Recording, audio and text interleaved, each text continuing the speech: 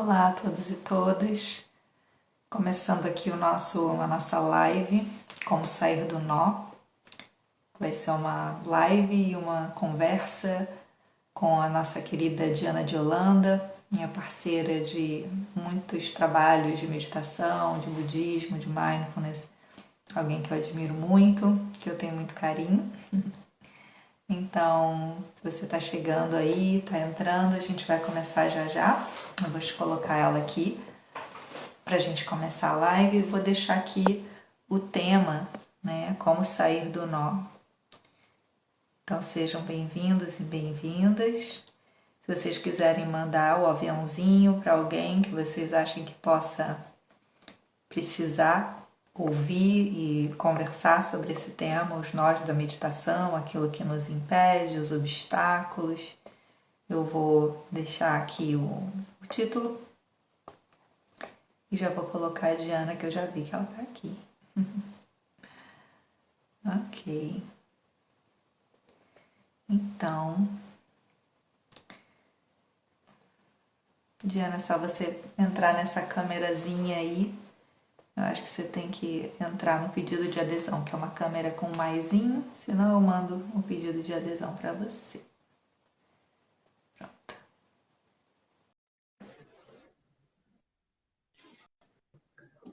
Então, pessoal, bem-vindos, aqueles que estão chegando.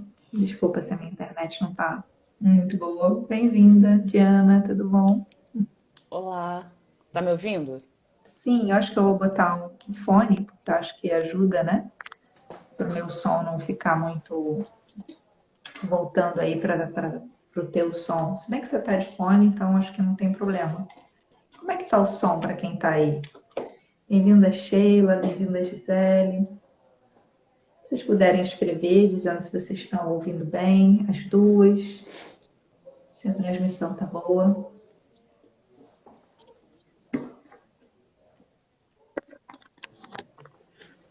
E bem-vindas. Conseguem me ouvir agora com fone?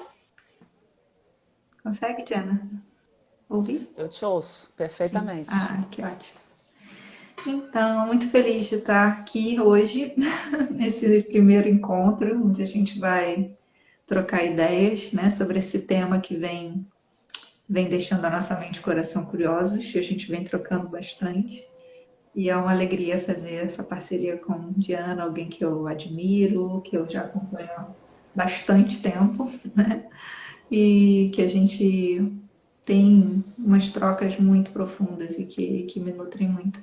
Então, estou muito feliz de você ter aceitado o convite. E eu aceitei o seu convite também, né? Acho que eu agradeço o seu convite de começar isso também.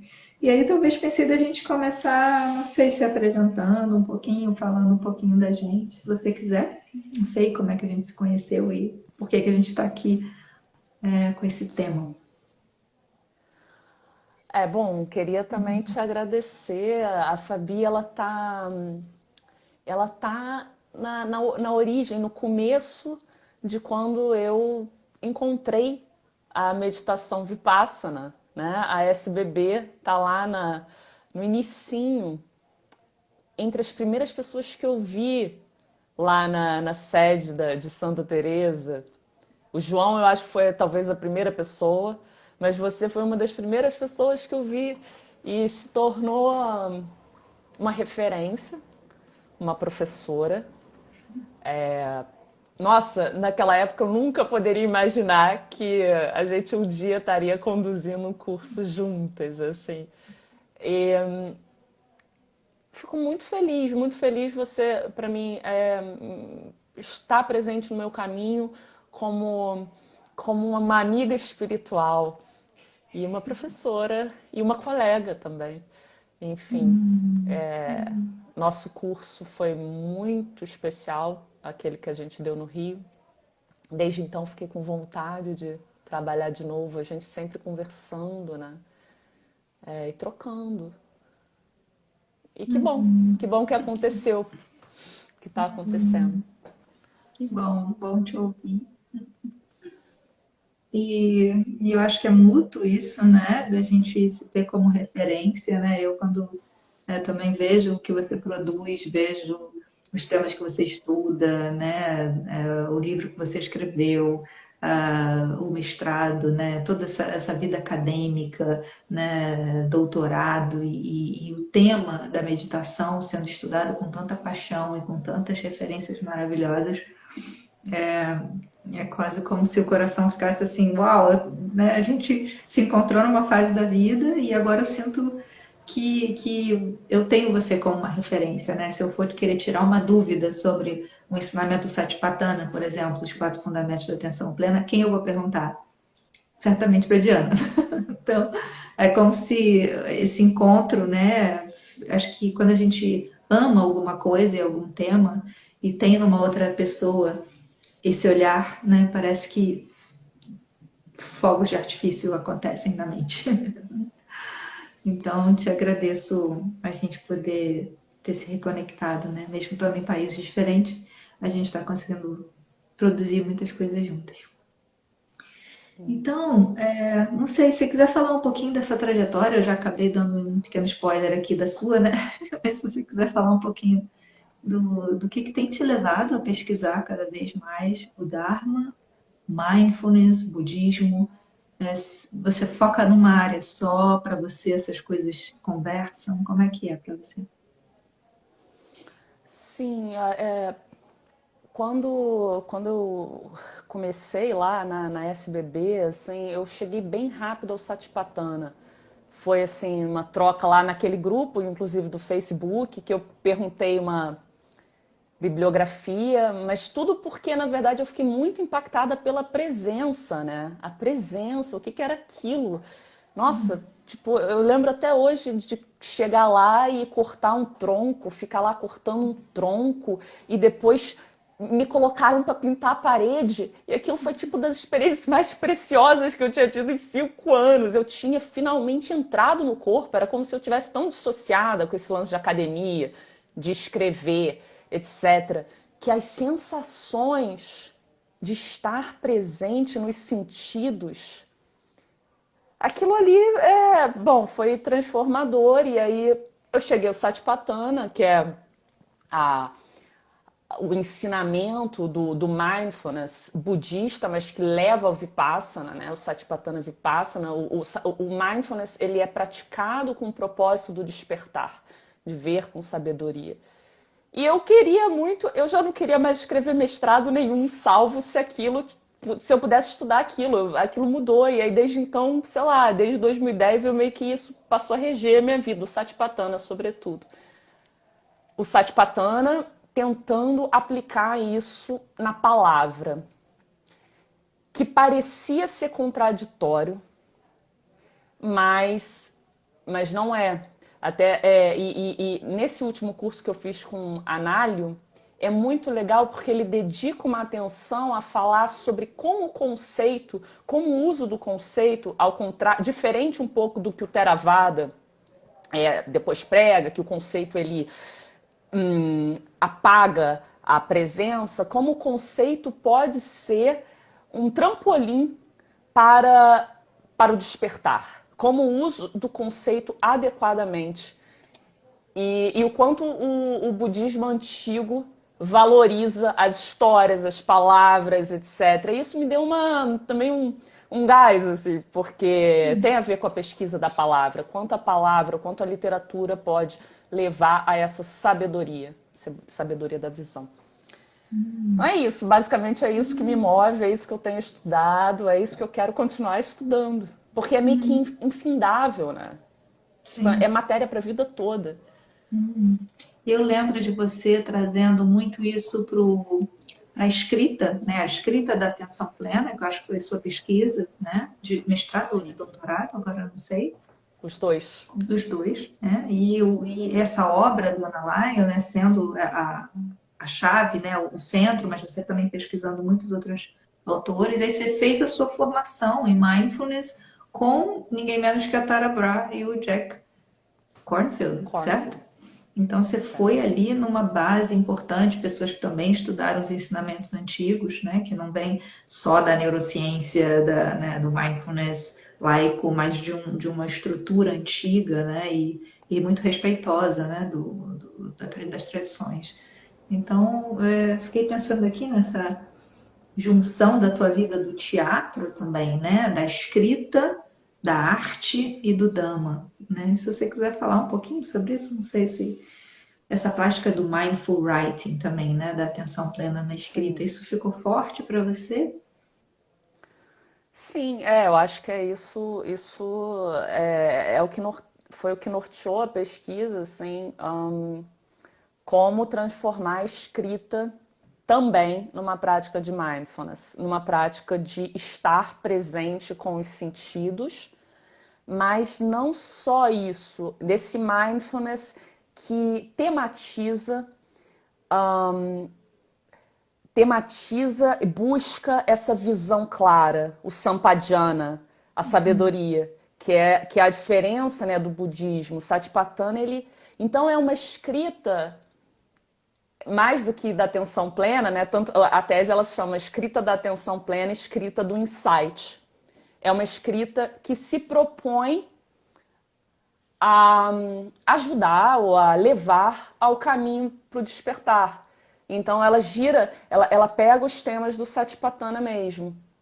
Ela Corpo, pega sensações, né? corpo, as sensações, os estados mentais, ver o corpo como elementos. Então, diversas formas, mas também chegando à anatta, o não eu, a impermanência, como trabalhar a transitoriedade no texto, como ver isso no texto, como ver o quanto a identidade, na verdade, quanto o eu é uma construção de identificações da mente. Então, quanto a gente pode fazer isso na escrita?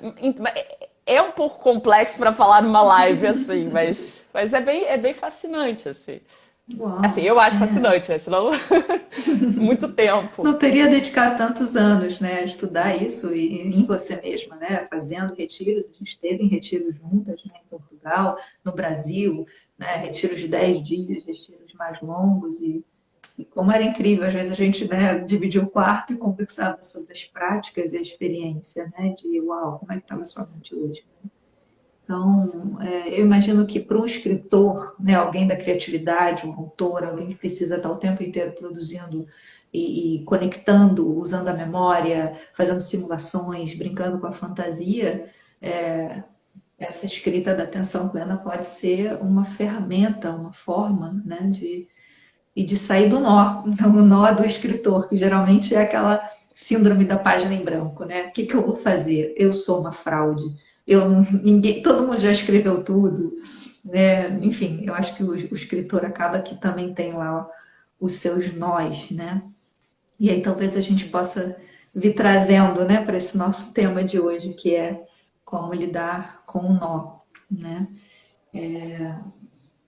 Eu acho que assim, não preciso falar muito, né, da minha história, mas assim, eu acho que o que me fez muito vir para o Dharma, que foi a minha porta de entrada, né, nesse campo de pesquisa, foi o sofrimento, foi o Dukkha. O Dukkha da síndrome do pânico, o Dukkha dos relacionamentos, o Dukkha do trabalho no mundo capitalista intenso, né, onde como trabalhadora, me sentia também, né, sofrendo com todos esses mecanismos que a gente vive de promessa de gratificação e frustração e ficando preso no nó, né? E muito também por causa da questão política. Eu, quando tinha 21 anos, na UERJ, aquele mundo, a gente vivia ali um tempo também um pouco parecido com o que está acontecendo agora no Brasil, né? E eu fui muito ativista no meio da educação, na rua, e acabei vivendo aquele conflito de, uau, mas eu comecei a meditar e agora eu também quero agir de uma maneira que pode ser violenta, né, de não querer uma proposta política, querer outra, enfim, e aquilo ia me inquietando. E aí eu lembro que uma amiga do ativismo político me chamou para ir na sociedade budista, e aí quando eu entrei ali, ouvi os sapos coachando, aquela velhinha acesa lá no altar, aquele som do sino e um professor incrível que era um ex-monge do Sri Lanka falando sobre o que é felicidade e olhando para mim me perguntando o que é felicidade para você. aquilo ali me pegou. E eu comecei a ir para lá todo final de semana e isso virou uma relação estável de 20 anos. Enfim, e foi ali que começou a jornada, que foi estudar mindfulness e também caminhar para o yoga, né? E começar a ver a relação disso tudo com a comunicação consciente não violenta, que foi uma área que você também se apaixonou, né? Que Sim. tem a ver com a palavra. Então, aí voltando para esses nossos nós, né? A gente tem o nó do sofrimento, o nó da criatividade, o nó de viver numa sociedade injusta, desigual, as discordâncias políticas e tudo isso. E tem os nós que acontecem durante a meditação dessa pessoa que vive esses nós na vida, né? Como é que você vê, Diana, essa dificuldade de um praticante que está começando e se vê preso nesses nós, né? Ou de um praticante mais antigo, né? Que tipo de nós você nota em você mesma, né, quando você começou a praticar, ou as pessoas que você orienta, ou que já passaram por você? Sim. Como é que você vê isso? Eu acho que é interessante colocar que esses nós, né, mesmo depois de tanto tempo de prática, às vezes, assim, é como se eles estivessem lá no início, assim. É como se fossem muitas camadas de estados mentais e narrativas que vão se acumulando, você vai se acumulando, colando, colando, colando coisa, e é difícil chegar à ausência daquilo. Então fica uma mera reatividade a esse acúmulo. Então, por exemplo, os estados mentais, né, a mente, ela não se manifesta pura. Assim, pelo menos na tua primeira impressão, você vai entrar em contato com as narrativas dos estados mentais. E os estados mentais menos presentes são aqueles com mais narrativas, porque se você está presente, você não está olhando para a narrativa. Não é que a narrativa não esteja correndo, porque a narrativa é o objeto do sentido da mente. Mas assim, quando você está presente, você está direcionado aqui para a presença. A mente ela está nos sentidos de uma forma a não ficar proliferando e prestando atenção à proliferação. E quando você está no nó, o que acontece é que você está quicando entre as narrativas dos estados. Então a ansiedade ela vai se manifestar através de uma historinha, né? Ela não salvo se você... E aí a importância do reconhecimento dos obstáculos. Salvo se você já tem essa capacidade de enxergar por baixo da narrativa, o que você vai ficar fazendo, o que a mente fica tentando fazer. Primeiro ela embarca na historinha, fica tentando resolver a historinha, aí resolveu uma historinha, entrou outra historinha, às vezes de aversão, às vezes de desejo, e você fica aqui, tipo, realmente fazendo tricô de estados mentais, sendo que você não alcança por baixo. É por baixo que as coisas... É por baixo que você começa a ter acesso à presença. Senão você só fica na superposição. Conta aí, como você vê isso? Tô te ouvindo. Adorei que tirei um som aqui, porque tinha alguns sons ambientes aqui. Eu adorei isso que você falou, Diana, sobre narrativas dos estados mentais, né? Como se cada estado mental tivesse uma história para contar, né? Ele vem, senta na cadeira e te conta uma história, né? Pode ser uma história de raiva, de desejo, né? De dúvida. E essa metáfora do quicando, parece aqueles macaquinhos mesmo quicando, pulando na cabeça. Sim. E o tricô, né? Essa imagem de realmente a gente começa a ficar ali tricotando, ruminando, completamente imersos dentro daquele estado mental sem se dar conta. Eu entrei, né? Eu escolhi entrar, ou eu não tive opção, né? E, e essa imagem muito poderosa que você traz do ir por baixo, né?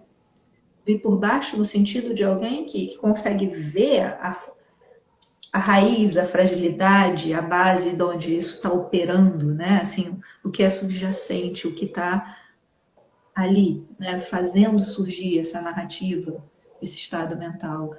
E isso parece algo que exige esse reconhecer, né? Do que você falou aí, reconhecer. Estou tendo um obstáculo, um estado mental aversivo, aflitivo. E parece que a maioria das pessoas não tem essa consciência, né? Ela embarca e vai, né? Como se fosse um ônibus, um autocarro, como a gente fala aqui. Ele passa, eu nem vi para onde ele vai, eu já entro e vou embora. Eu não consigo perceber como a minha mente está indo, né?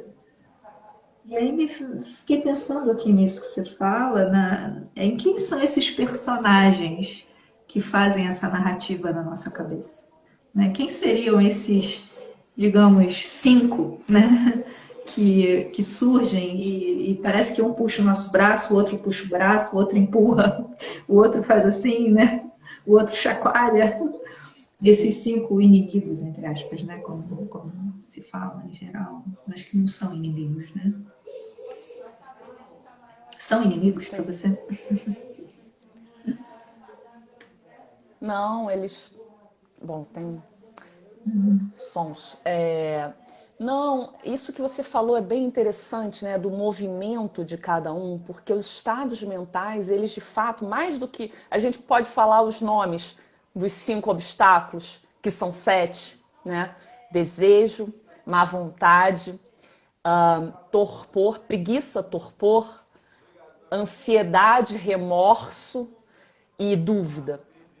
Então, eles são chamados de 5 obstáculos. Mas a gente pode pensar em muitos, por exemplo, não é colocado explicitamente ciúme, inveja, mas a gente tem que pensar esses obstáculos em sua qualidade energética, é como se eles fossem impulsos no corpo. Então, quando você começa a conhecer, por exemplo, o desejo ele tem uma inclinação para frente, sabe? Então, conhecer assim, a aversão, a má vontade, ela tem uma coisa assim, sabe?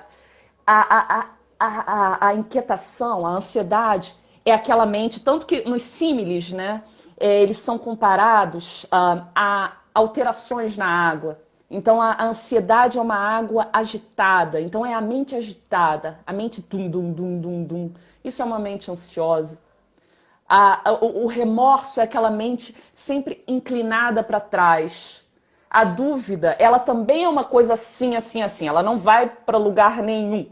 Porque, de fato, ou ela está paralisada, ou ela está indo para cá e voltando porque ela hesita. Indo para cá e voltando. Então, é a dificuldade de decidir, a incerteza, a insegurança, a descrença. Então, assim, falando com você, quando você fez os movimentos, quando a gente fala apenas o conceito, ansiedade, dúvida, isso pode soar até meio abstrato, mas é muito concreto no corpo. E aí você conhecendo, por exemplo, o desejo ele é comparado à água colorida. E a raiva é comparada à água fervente. A má vontade é comparada à água fervente. Então, se você quer aplicar um antídoto, você... vamos supor que você tivesse alguma espécie de líquido que tirasse a coloração, o que serviria para o desejo, mas não serviria para a raiva, porque o problema da raiva é a água fervente. Então, você conhecer o que é cada manifestação é fundamental para você aplicar e retomar esse grau de presença. Eles não são inimigos, eles são fenômenos. Né? Faz sentido total. Quais são os obstáculos mais presentes dos seus alunos e para você mesma? Então, isso depende, né? Depende do momento, depende da fase da vida, né? Tipo agora, assim, para mim, tem sido, eu acho que agitação mental. Eu acho que com tudo isso, todo o desafio das redes sociais, né, de usar essas mídias, essas tecnologias para se informar, mas saber o limite, eu percebi que a mente começou a funcionar de uma maneira bem diferente, de acordo com o nível de intensidade, né, do uso. Quanto mais usa, mais agitação, a agitação demora a baixar mais tempo ao entrar numa prática, e quando tem menos uso, a mente já entra mais facilmente num estado mais tranquilo e mais concentrado, enfim. Então eu sinto que agitação, preocupação tem muito a ver na minha experiência com isso, né? E é claro, se na vida eu estiver vivendo algum conflito interrelacional, interno, a agitação vai ser o mais vívido. Em relação à vida em geral, porque isso acontece na vida também, né? Às vezes durante o dia a gente também percebe um obstáculo mais forte, né? Eu sinto muito, depois do almoço, o torpor e a preguiça.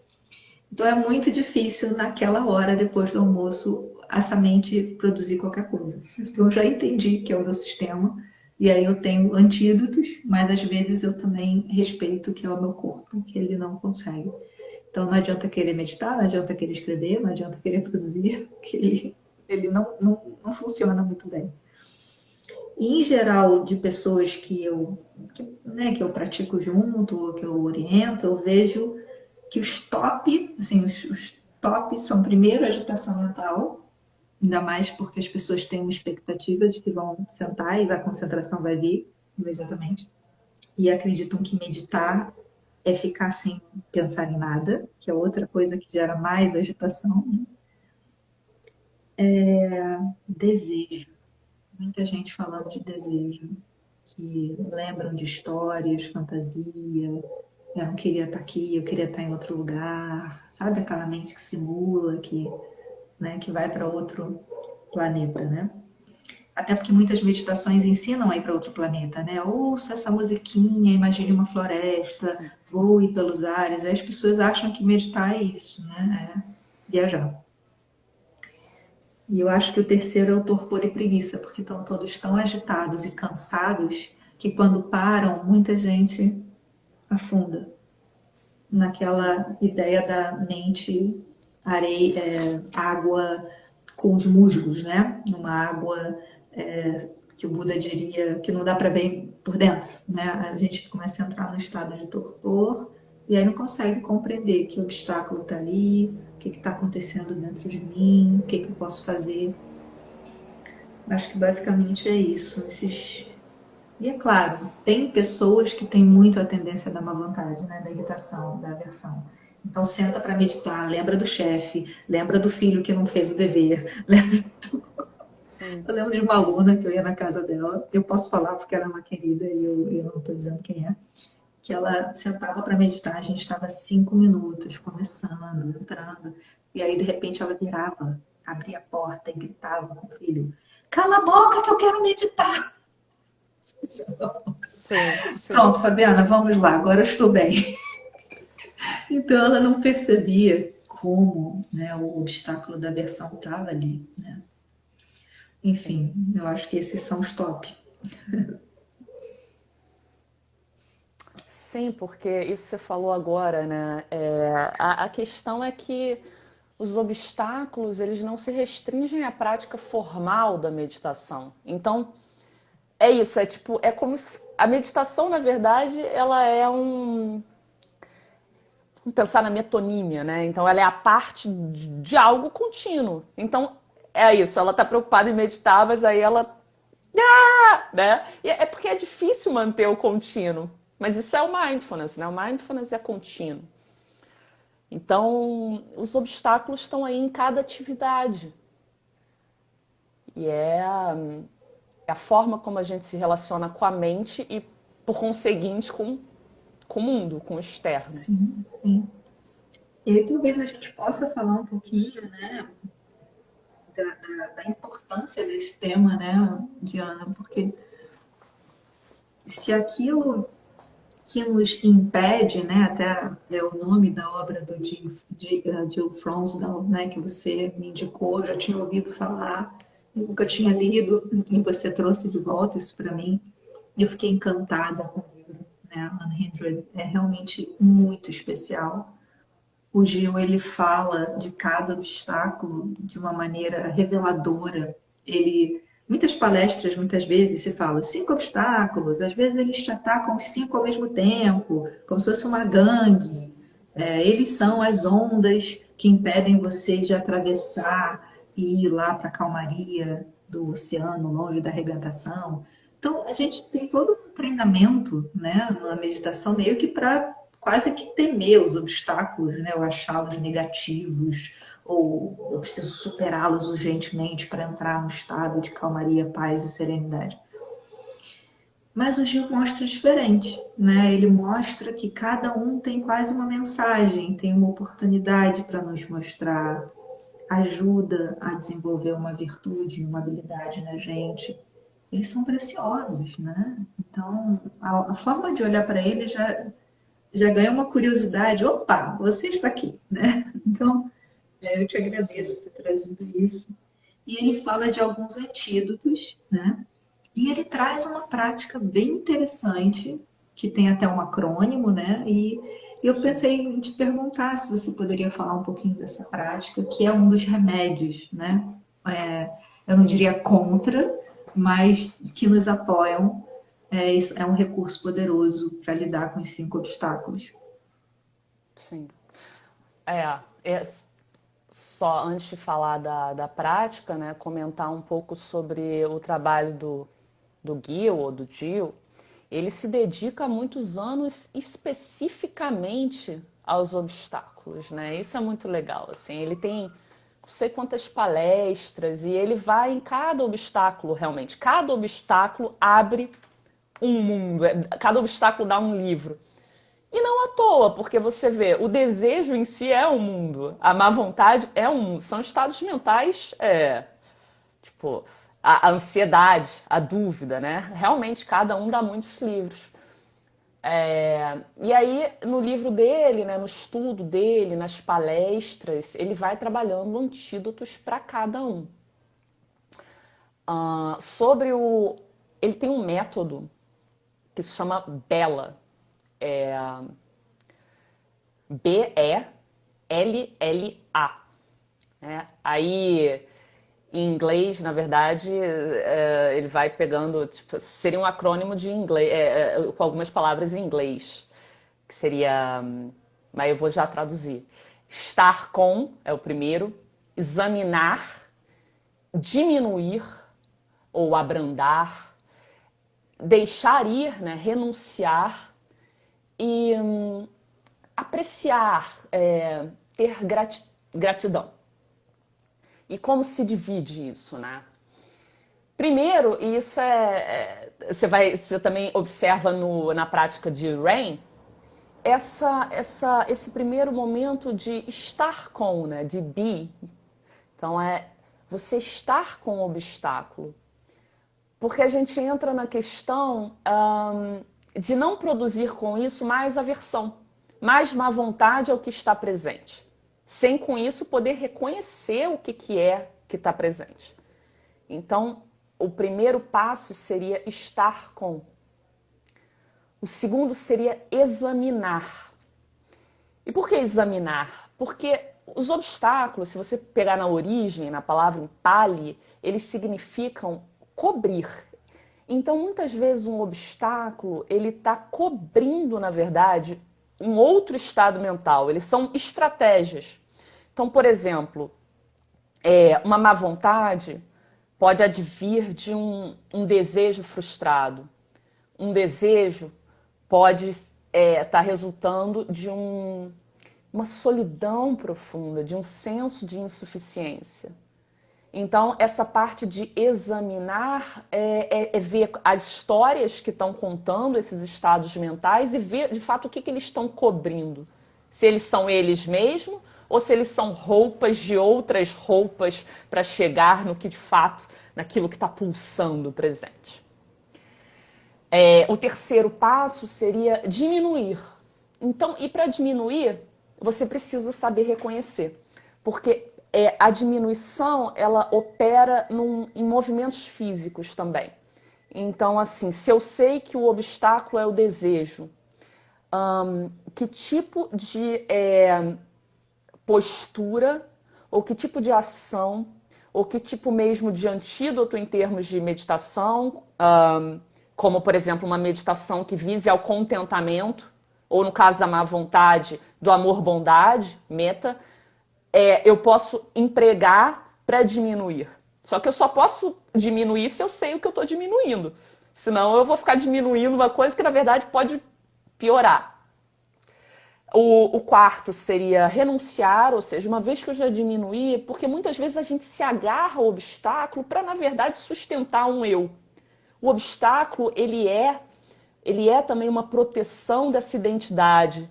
Então, eu sou uma pessoa ansiosa. Muitas vezes eu me agarro a essa afirmação para não estar na presença ser fenômeno, ser processo. Então, os obstáculos também servem a isso.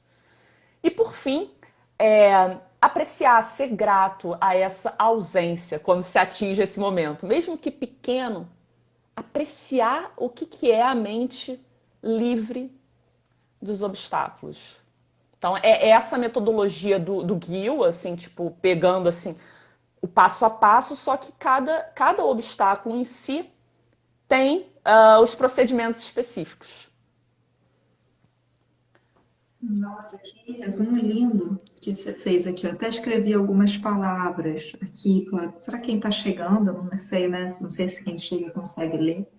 Acho que dá um resuminho, quem quiser anotar, né, ter papel e caneta, às vezes é bom, né, para anotar essas ideias. E se quiser saber mais, a gente no final dessa live vai falar que vai dar aqui um anúncio de um espaço que a gente está criando para investigação, para pesquisa, para quem quer estudar mais isso a fundo e praticar junto, em companhia. Então, eu te ouvindo, Diana, assim, parece que você está apontando para uma possibilidade, né, de se eu reconheço, identifico o que é que eu estou sentindo, né, que é aversivo, que na hora me dá vontade de me afastar, mas eu com curiosidade reconheço, sem repelir e sem me julgar, eu tenho um encontro com isso, né? E eu consigo usar um antídoto do meu repertório. Tem uma caixa de ferramentas ali, eu consigo pegar alguma coisa útil que ajuda a diminuir. Aí quando diminui, eu tenho mais energia e mais espaço mental, né? E aí eu consigo sustentar aquele momento. E consigo agradecer no final, né? Achei bonito isso de deixar ir e agradecer. Tem um pouco do Rain, né? Naquele método do Rain. Acho que o Rain e o Bella talvez possam, né, se apoiar, né? Enfim, é um outro acrônimo que a gente também usa em Mindfulness, né? É Sim, inspirador. E o nome também, né? Bella, Bella. Ele sim. parece um italiano falando Bella, belíssimo. E aqui eu queria trazer um pouquinho das falas das pessoas, queria abrir também para quem quiser fazer perguntas, para quem quiser dizer se está fazendo sentido, ou se tudo que estamos falando aqui é confuso, complexo, é tudo maluquice, não tem nada a ver, né? Fiquem à vontade para interagir. E aqui o Juliano, querido, né, psicólogo, ele fala que Kant é um bom antídoto para a má vontade, né? Kant seria paciência, né? Seria paciência? Sim, Que no sânscrito e no Pali podem ter sentidos diferentes, né? Para o Pali é essa qualidade de resiliência, de paciência, de aceitação. Kant tem muito, né? Kant parece um abraço, né? sim, E que abraça até o desagradável, né, Juliana? É uma qualidade em tempos de tanta impulsividade e reatividade, em que a gente precisa responder tudo tão rápido, o quanto Kant é um músculo que talvez esteja meio, né, precisando ser mais praticado, né? E eu me pergunto, como é que você tem praticado Kant, né? Juliano, como é que tem sido isso para você? Se você quiser trazer alguma experiência, eu gosto de praticar Kant muito usando uma prática que eu aprendi no mosteiro, né? Nos retiros, principalmente, quando você, por exemplo, contém um pouco seus impulsos de comida, por exemplo, né? Nos retiros, geralmente depois do meio-dia, a gente não faz uma refeição, não janta, né? A gente toma algo mais leve, né? Um leite de soja, enfim. E às vezes eu percebo que me ajuda a treinar minha paciência. Eu quero comer isso agora, esperar um pouquinho e ver como é que essa vontade reage. Ela cresce, né? Assim como a gente lida com as compulsões. Né? E é bem interessante ver como a mente, ela parece uma criança, né? Mas eu quero agora. Como é que está esse limite? Vamos esperar mais um pouquinho? E eu brinco assim com um cachorro que eu treino aqui, né? Eu sou madrinha de um cachorro e eu treino ele fazendo aquele treinamento da ração, né? Eu boto a ração assim, peço para ele sentar, ele senta e eu falo, foco. Aí ele fica olhando para a ração, aí ele vem e eu, não, aí ele espera e depois eu dou. E virou um mestre nisso. É impressionante. Antes ele avançava na minha mão. E agora ele já entendeu que se ele esperar, vai vir. Não estou querendo dizer que a nossa mente precisa ser treinada como um cão, mas é um exemplo de Kant na prática. E, e eu adorei isso que você falou, Jana. O obstáculo, ele é, às vezes, um reforço da construção do eu. Né? O quanto o meu desejo, eu quero aquela pessoa, eu quero aquela comida, eu quero mais um cigarro, eu quero estar naquele lugar, é um reforço desse eu, ego, né? Que quer Sim. sempre mais, é sempre uma fome, né? Ou eu não quero, esse som me irrita, esse trabalho me irrita, né? Enfim, esse eu, ele também tem muito preferências, né? Fomes, né? Sim. E os obstáculos talvez sejam bons treinadores, né? Para uma mente que quer desenvolver Kant, paciência, aceitação, generosidade, compaixão, né? Você quer falar um pouquinho mais dos antídotos? Não sei, se você quiser, a gente ainda tem mais 10 minutos e eu acho que fica um saborzinho do que vai vir, né, nos nossos encontros. Não, eu acho que os antídotos, só é a questão, né? Boa parte do nó, e voltando, acho que já falei isso, é que nós somos viciados em histórias. Então, como os obstáculos, como os estados mentais, que não são a presença, e que na verdade reforçam esse eu, essa identidade, a qual a mente se apega, porque ela acredita que sem isso ela vai desmoronar, vem através de histórias, a gente tenta resolver os problemas, o sofrimento no campo das histórias. Só que isso não vai dar certo. Então, por exemplo, se eu tenho uma narrativa obsessiva da ansiedade, que é meu vizinho fazendo barulho, ou da má vontade, meu vizinho faz barulho e eu não suporto ouvir o barulho do meu vizinho. E cada vez isso vira, inclusive, um trauma, e no campo do trauma a gente já tem camadas mais complexas de lidar com os obstáculos. Então, eu acredito que resolvendo esse obstáculo, resolvendo a narrativa meu vizinho faz barulho, essa sensação, esse sofrimento vai passar.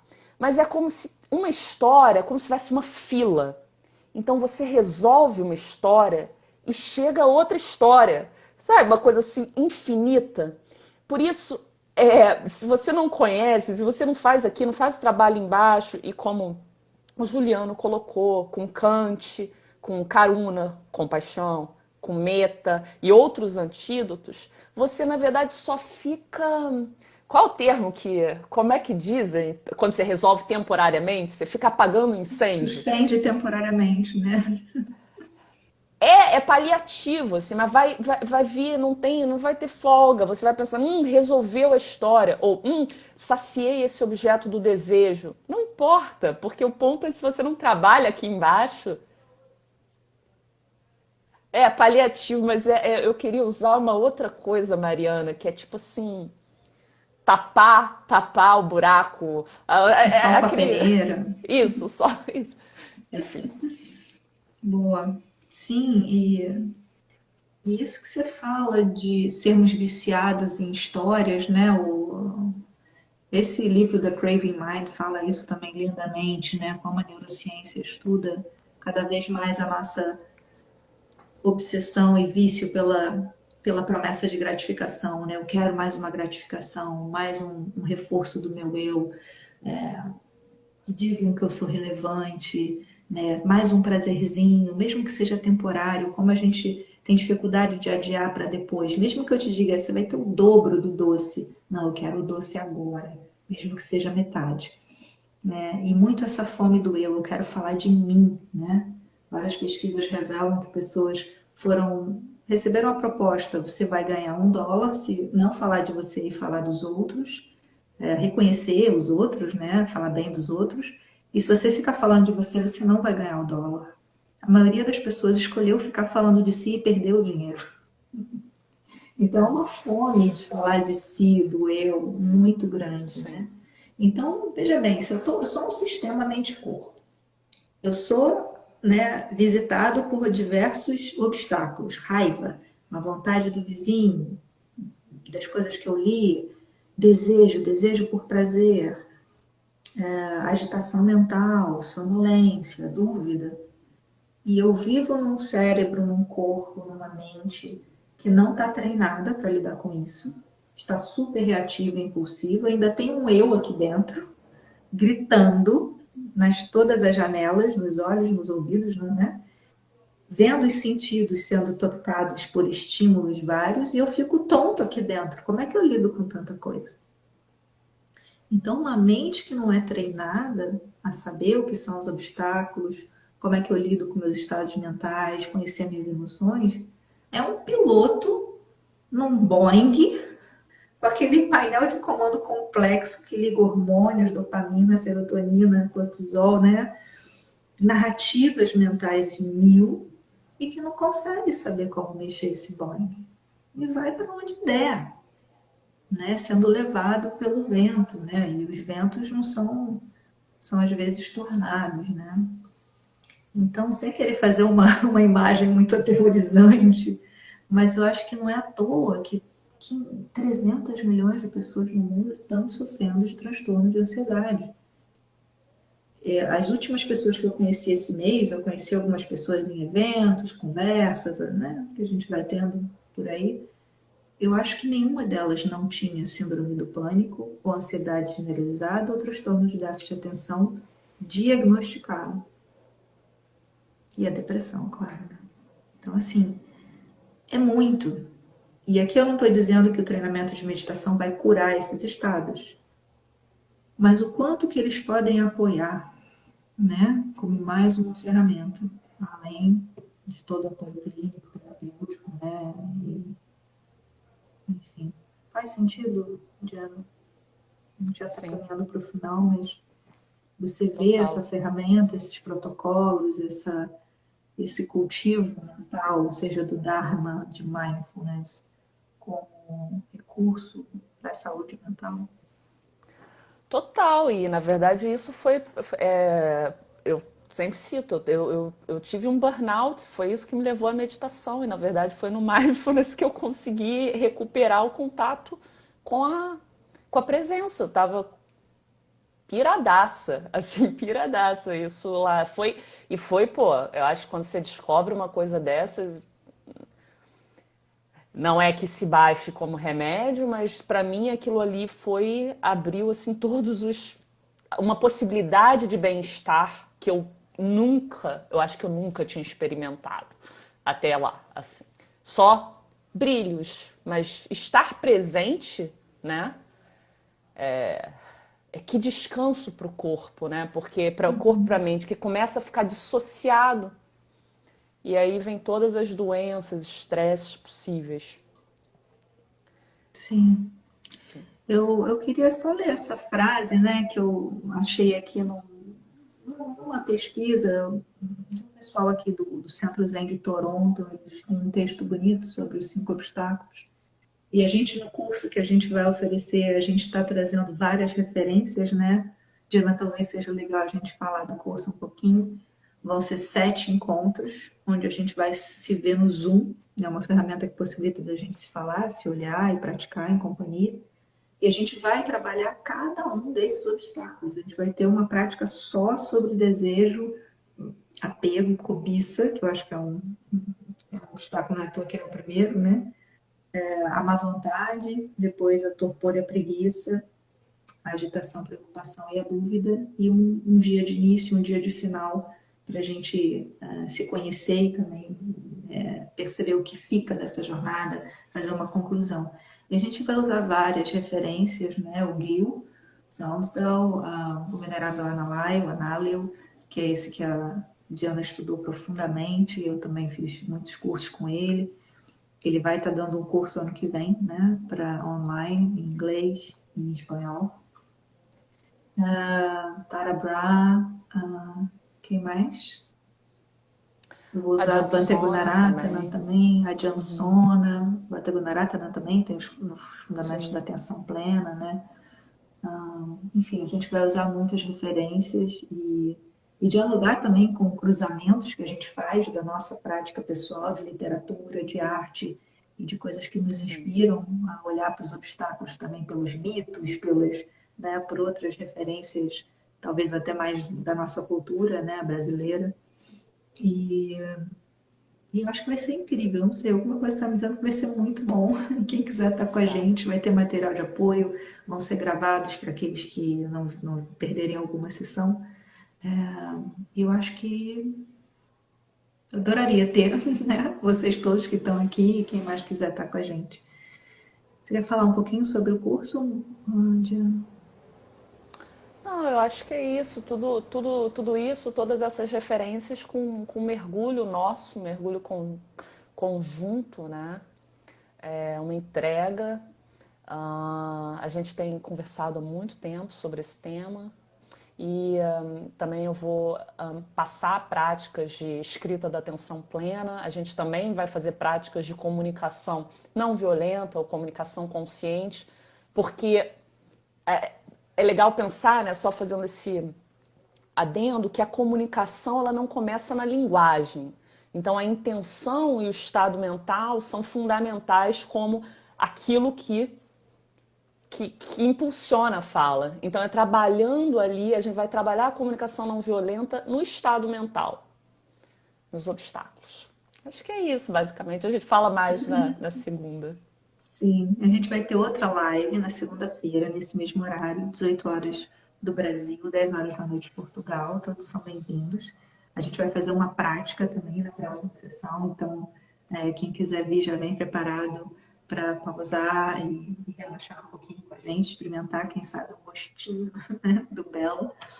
E, e a gente começa então dia 30, quer dizer, já está aí, são daqui a 7 dias, daqui a uma semana, e o curso vai até dia 11 de dezembro, então antes do Natal a gente já pausa para as pessoas poderem justamente testar como vou lidar com os 5 obstáculos no Natal, porque o Natal é um momento Boa. em que você vai ver aquele parente que você não vê há muito tempo, depois de um ano e meio de Covid, você vai lidar com a cobiça daquela comida ali toda, vai dar sono, enfim, os dias seguintes são difíceis. Então, é ansiedade, compra presente, não compra presente.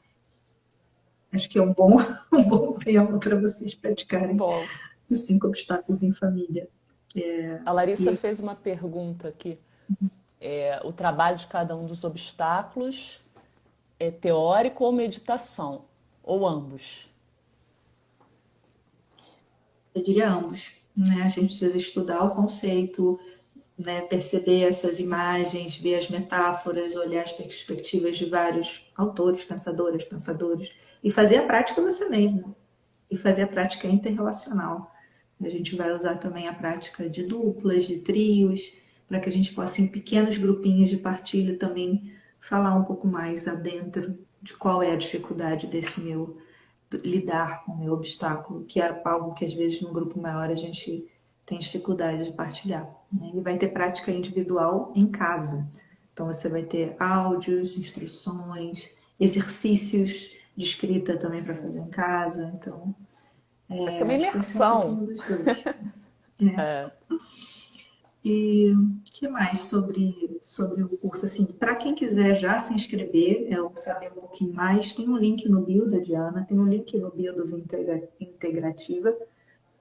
Então é só clicar ali, tem o Simpla, né, que é um site onde você vê as informações e já Guarda o seu lugar, se você quiser. E a gente trabalha com a economia da generosidade. A gente acredita que o valor depende da tua escolha. Um valor que cuida de você e cuida da gente. Então escolhe o valor que cuida de você e saiba que se você puder oferecer mais, você vai estar ajudando alguém que talvez não possa oferecer nada. Então, a gente tenta acolher todas as pessoas que precisam, que não estão bem, que estão precisando fazer um curso e que podem ter um grande benefício de aprender a lidar com esses 5 obstáculos. Eu acho que eu falei tudo. É, O pessoal da de mesma Portugal forma. tem outro caminho de inscrição, mas isso eu explico lá no link. Fala. Não, eu queria acrescentar que da mesma forma, se você tiver problemas com todas as opções de valores, para você não deixar de fazer o curso, falar com a gente. Que a nossa intenção primordial aqui é espalhar esse conhecimento. Isso, maravilha. E a gente também deve dar entrevistas individuais, provavelmente, né? Então a pessoa ainda vai ter uma sessãozinha com a gente individual, né? Com uma de nós, para uma sessão, né, mais pessoal. E eu queria ler essa frase que eu achei inspiradora. Posso? Então, depois que a gente conhece, né, isso tudo que a Diana sequenciou, né? Conhecer o obstáculo, saber como lidar com ele, deixar ele ir, agradecer, a gente pode perceber que enquanto a gente cria esses obstáculos, eles surgem dentro de nós, é importante de não vê-los como um fracasso pessoal. Não é porque eu sinto raiva, não é porque eu sinto desejo, torpor, preguiça, agitação, preocupação e dúvida que isso é um fracasso meu, pessoal. Sendo assim, eles não podem também ser ignorados e eu deixá-los aí, criando raiz, né? Deixar o passarinho criar ninho, como a gente fala, né? E nem suprimi-los, querer que eles saiam, cortar o braço, né? Querer arrancar fora. Então, trabalhar com esses obstáculos, reconhecê-los, entendê-los como uma experiência e como eu vivo eles, podem ser passos necessários para reduzir e abrandar o seu impacto na nossa felicidade, no nosso bem-estar. Então, é um caminho direto, assim como todos os ensinamentos dessa tradição, dessa filosofia budista e de mindfulness, um caminho para a liberdade do sofrimento. Então, não é uma promessa, é uma hipótese que a gente quer testar junto. Então, se você quiser ser cientista junto com a gente, praticante junto com a gente, investigar sua mente, conhecer os seus processos, vem, que vai ser um prazer a gente partilhar o que a gente tem descoberto com vocês. Acho que essas são as minhas palavras finais já. Já estou terminando. Eu tenho sempre medo do Instagram brincar com a gente e apagar, porque já deu 1 hora. Então, queria agradecer muito a Diana, a presença da Diana. Não foi um ano fácil, né? Para a Diana e para mim também não, mas eu acho que a gente enfrentou aí, né, algumas batalhas e, e é muito bom poder encerrar esse ano fazendo isso para nós e oferecendo esse presente para as pessoas que querem também. Me emociona falando isso. Eu te agradeço muito e agradeço a todas as 20 pessoas que estiveram aqui com a gente. Sim, Fabi, muito obrigada. Faço suas palavras minhas, que elas foram perfeitas. E obrigada a todos que estiveram aqui. Obrigada, obrigada, Ana, Renata, Cecília, Larissa, todos que comentaram, Juliano, enfim, vou falar o nome de todos. E queria terminar partilhando, talvez, os benefícios dessa prática. Se vocês quiserem me acompanhar, que todos os seres possam estar livres do sofrimento, todos os seres possam compreender como funciona a sua mente, o coração, todos os seres possam perceber a interdependência, que todos os seres possam aprender e crescer numa grande rede de apoio, em companhia. Que haja paz, que haja paz, que haja paz.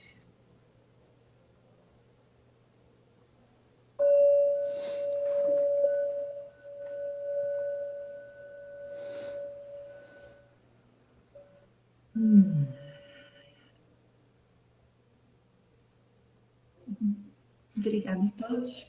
E a gente espera vocês lá no linkzinho no bio, se vocês quiserem conferir, estar com a gente. E até segunda-feira, na próxima live. Traga suas perguntas. Obrigada, querida. Beijinho. Obrigada. Vou Beijo. salvar aqui a live. Beijinho. Tá bom. Tchau, tchau.